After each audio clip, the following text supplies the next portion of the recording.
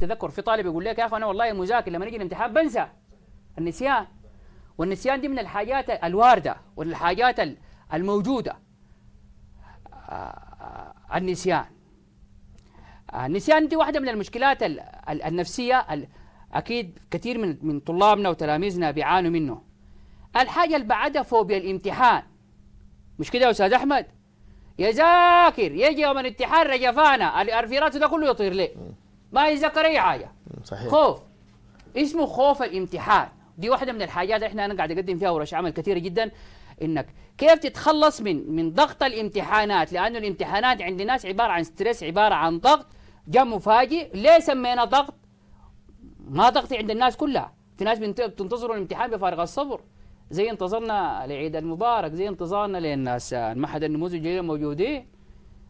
في ناس بينتظروا الامتحان بيقول حبابي يا امتحان تعال يا امتحان، لانه بكون جاهز ليه. في ناس ان الامتحان بالنسبه له عباره عن ضغط نفسي كبير، ليه؟ لانه السنه كلها هو بيلعب وما مهتم بالدراسه.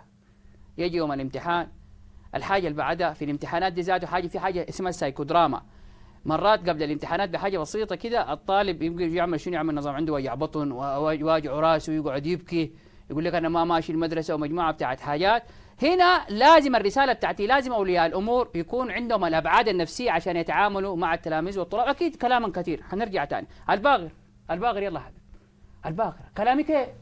ما انا لحد ما يعني ما دارك ترجع لي ذاته يعني. استاذ الله يكرمك، استمتع انا.